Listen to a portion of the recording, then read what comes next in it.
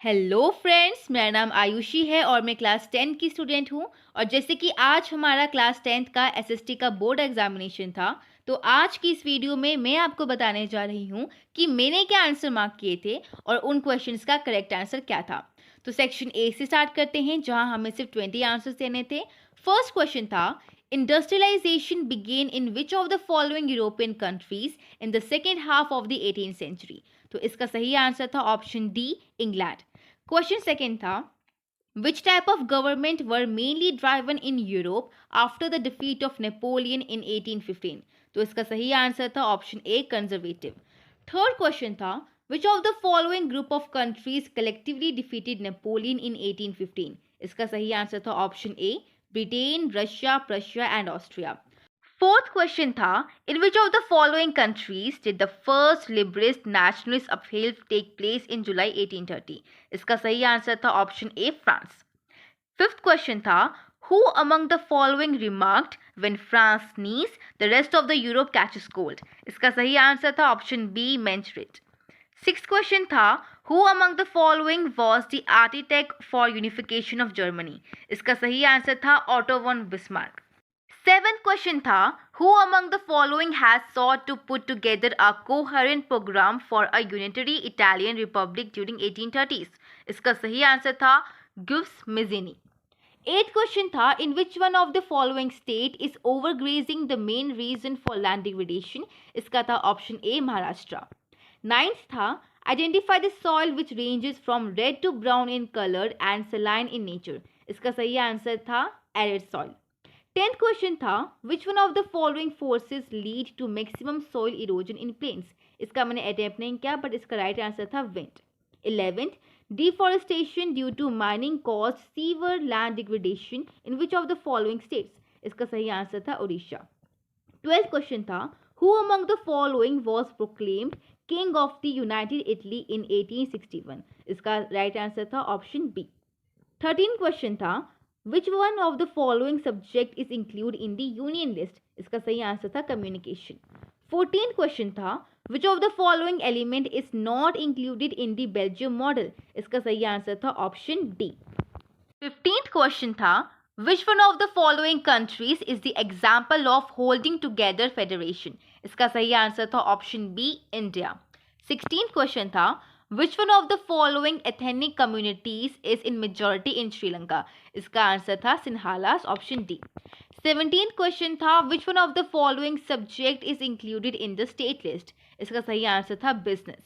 18th question था, activities that help in development of primary and secondary sector come under which of the following sectors? इसका सही answer था tertiary। 19th question था, identify the correct feature of unitary form of government from the following options? इसका सही answer था option D. 20 question था, at the initial stages of development which of the following sector was most important of economy activity? इसका answer था option A, primary. 21 था, activity in which natural products are change into other form come under which of the following sectors? इसका था secondary. 22nd question था, the products received by exporting natural resources come under which of the following sectors? इसका था primary. 23rd question था, which of the following factors is mainly responsible for declining water level in India? इसका सही answer था option D, over utilization. 24th question था, which of the following subject is included in the concurrent list? इसका सही answer था option D, marriage. अब आते हैं सेक्शन बी पे। हमारा 25th क्वेश्चन है असर्शन रीजन वाला। असर्शन है, after Russian occupation in Poland the Russian language was imposed on its people. और इसका रीजन दिया गया है, the use of Polish soon came to be a symbol of struggle against Russian dominance. तो ये दोनों स्टेटमेंट्स ट्रू हैं, लेकिन जो रीजन है वो असर्शन का सही एक्सप्लेनेशन नहीं है। तो यहाँ पे आता है हमारे पास ऑप्शन बी। 26th क्वेश्चन है, read the facts regarding the revolution of liberals in Europe during 1848 and choose the correct option. इसका सही तो option D, only 1, 2 and 4 are correct. Question number 27 भी असर्शन रीजन पे बेस्ड है। Assertion है, weavers in Silesia had led a revolt against contractor in 1845। और इसका reason दिया गया है, contractors had drastically reduce their payments. तो ये असर्शन भी सही है, रीजन भी सही है, और जो रीजन है वो असर्शन का करेक्ट एक्सप्लेनेशन है, ऑप्शन ए। क्वेश्चन नंबर 28 है, on which of the following modern aspects did the new German place a strong emphasis. इसका सही आंसर है option D, only 1, 2 and 3 are correct. फिर आता है question number 29, which of the following Italian states was ruled by the Italian princely house. इसका answer है option D. 30 question है, identify the characteristics of Cavour among the following and choose the correct option. इसका सही answer था option B, only 1, 2 and 3 are correct. Question 31 है assertion reason base. Assertion कहता है कि in Britain the formation of nation state was not the result of a sudden upheaval, और reason कहता है ethnic groups of Britain extended its influence. तो इसमें assertion true है और रीजन फॉल्स है। ऐसा इसीलिए क्योंकि एनसीईआरटी के अकॉर्डिंग सिर्फ इंग्लिश ग्रुप ने अपना इन्फ्लुएंस को एक्सटेंड किया था, ना कि सभी एथनिक ग्रुप्स ने। क्वेश्चन 32 है, which of the following is not a problem of resource development. इसका सही आंसर था ऑप्शन डी। 33 क्वेश्चन है, which of the following human activities has contributed most in land degradation. इसका मीनिंग क्या तो mining है, बट आई थिंक इसका answer है डिफॉरेस्टेशन।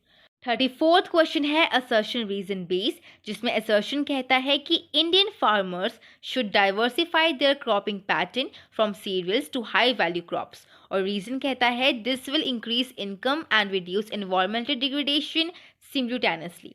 इसमें हमारे पास है option C, assertion is true and reason is false. इस आंसर का मुझे कंफर्मेशन नहीं है, बट मैंने इसका ऑप्शन सी मार्क किया था। 35th क्वेश्चन है कि majority community is dominant in few democratic states, और रीजन है dominance can undermine the unity of the country. अब ये दोनों स्टेटमेंट सही हैं, लेकिन जो रीजन है वो असर्शन की करेक्ट एक्सप्लेनेशन नहीं है। क्वेश्चन 36 है असर्शन रीजन पे। असर्शन है कि power sharing is good, reason दिया गया है it helps to reduce the possibility of conflicts between social groups. तो ये असर्शन भी सही है, रीजन भी सही है, और करेक्ट एक्सप्लेनेशन भी है, तो इसका आएगा ऑप्शन ए। 37 क्वेश्चन है, इसका सही ऑप्शन है डी, अर्जेंटीना, जो कि एक federal system of government follow करती है।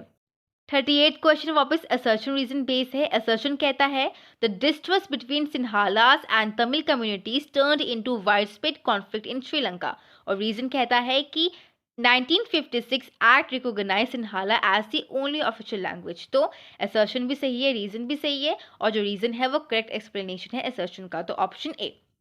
39 क्वेश्चन कहता है कि जो horizontal distribution of power sharing है वो किस में डिस्ट्रीब्यूट होता है। तो इसका ऑप्शन ए आंसर है, डिफरेंट ऑर्गन्स ऑफ गवर्नमेंट में पावर शेयर होती है। हमारे 40th क्वेश्चन में ऑप्शन ए और सी दोनों सेम दिए गए थे। वैसे मेरे अकॉर्डिंग इनमें से एक भी सही नहीं था, बट अगर आपने ए और सी में से कोई भी मार्क किया है तो मे बी सीबीएसई आपको इस पे मार्क्स दे देगा। 41st क्वेश्चन था, which of the following countries is an example of coming together federation. इसका सही आंसर था option A, United State of America. 42 question था, what is not an integral part of government.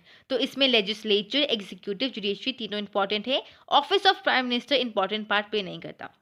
43 question था assertion reason. Assertion है Kerala has low infant mortality rate, और reason है Kerala has adequate provision of basic health and education facilities. तो इसका सही था option ए। 44 question में हमें निकालनी थी पर कैपिटा इनकम, और इसका सही आंसर था ऑप्शन सी, 12,000। 45th क्वेश्चन था कि हमारी कंट्री में जीडीपी में हाईएस्ट सेक्टर कौन सा है। इसका सही आंसर था टर्शियरी सेक्टर। और क्वेश्चन नंबर 46 में बोला था कि एम्प्लॉयमेंट देने में हाईएस्ट सेक्टर कौन सा है, तो इसका सही आंसर था प्राइमरी सेक्टर। सेक्शन सी तो बहुत ईजी थी क्योंकि एक केस स्टडी पर बेस्ड थी। 47 क्वेश्चन था, how is the primitive subsistence agriculture related with jhuming. इसका था ऑप्शन ए, क्योंकि वो शिफ्टिंग कल्टीवेशन पे बेस्ड है। 48 क्वेश्चन था कि स्लैश एंड बर्ज को कौन सी कंट्री में कहा जाता है, तो इसका आंसर था वेनेजुला। 49 क्वेश्चन था कि स्लैश एंड बर्न को रोका कौन सी कंट्री में कहा जाता है, इसका था ब्राज़ील। 50 क्वेश्चन था कि आइडेंटिफाई करो मेजर प्रॉब्लम जमिंग की कौन सी है। इस क्वेश्चन को मैंने अटेम्प्ट तो नहीं किया, बट आई थिंक इसका आंसर होगा ऑप्शन ए। 51 क्वेश्चन था कि स्लैश एंड बर्न को बेवार कौन से स्टेट्स में कहा जाता है, तो इसका था answer Madhya Pradesh. Question number 52 matching पर बेस्ड था, इसका था सही ऑप्शन ए। वापस हमारे पास आती है केस स्टडी। 53 क्वेश्चन था कि लक्ष्मी जो है वो कौन से इकोनॉमिक सेक्टर से बिलोंग करती है। इसका आंसर था प्राइमरी। 54 क्वेश्चन मैंने नहीं किया, इसका मुझे करेक्ट आंसर भी नहीं मिला। 55 क्वेश्चन था कि अंडर एम्प्लॉयमेंट यानी कि डिसगाइज एम्प्लॉयमेंट भी जो होता है उसको हम ज़्यादातर कहाँ देखने को मिलता है। इसका सही आंसर था एग्रीकल्चर। 56 क्वेश्चन था how does construction of dams and canals create employment in large number in rural areas. इसका सही आंसर मैंने ऑप्शन सी किया। नॉट श्योर कि इसका आंसर क्या है, बट आई थिंक इसका ऑप्शन सी आंसर है। क्वेश्चन 57 था which of the following is the main result of increasing irrigation facility in the fields of agriculture. इसका था option A increase in production. 58 question था which of the following means of irrigation generally comes under the public sector. इसका था option A well सही answer. Section D map based question था। पहला question था कि जो ऑप्शन ए मार्क किया है वो कौन सा है, और जो ऑप्शन बी है जहां पे जूट की प्रोडक्शन होती है वो स्टेट कौन सी है। 59 का होगा हमारा ऑप्शन सी और 60 का होगा ऑप्शन ए। वैसे तो पेपर का लेवल इजी ही था और आई होप कि आप सभी का पेपर भी बहुत अच्छा गया होगा। नेक्स्ट एग्जाम हमारा साइंस का है और साइंस के लिए आप सभी को ऑल द बेस्ट। उसकी आंसर कीज भी मैं इसी चैनल पे अपलोड करूंगी और उसके लिए आप चैनल को सब्सक्राइब कर दीजिए और बेल नोटिफिकेशन को ऑल पर सेलेक्ट कर दीजिए ताकि उस वीडियो को आप मिस ना कर सकें।